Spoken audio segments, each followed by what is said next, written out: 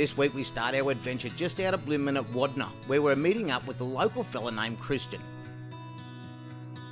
When you're in the area, make sure you drop in and see Christian at Wadna. Wadna is what? What does it mean, mate? Wadna's the Adnyamatna name for boomerang. Which is your local mob here? Local mob. Mate, so when people turn up here, they can look at your artwork, they can buy your artwork, they can buy your carvings. That's right. What else can you show them? We provide tours as well to local art sites that are not too many people get in to see them. You reckon we can duck out and have a look at one or two of these sites? I reckon we got a nice little site down the road that you might be interested in.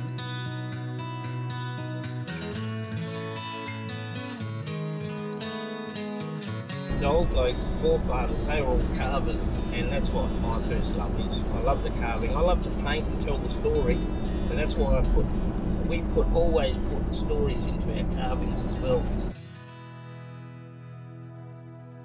Traditionally, we'd mark it, the shape you want to do, and we use a harder stone as a chisel, and then one as a hammer, and we'd follow that mark around. Because when you get to a waterhole, you drop a rock in the pool, and it sends a ripple. So whenever you see those concentric circles, what that shows is there's water nearby.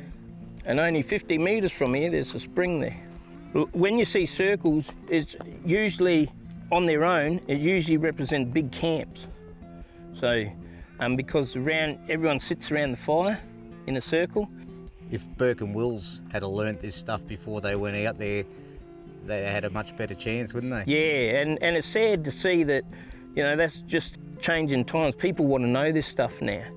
If Burke and Wills took the time to spend 3-4 months living and learning off the people of the Cooper, they probably would open up more of Australia. So what this stuff was left here for, this is the closest our people came to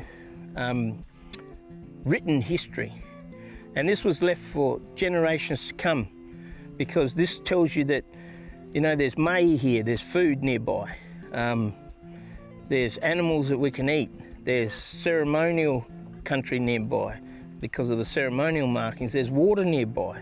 So this was left for all the generations to come, whether it be Adnyamatna or whoever came after. Okay, this is not just Ngapula history, our history as Adnyamatna people, but this is everyone's history.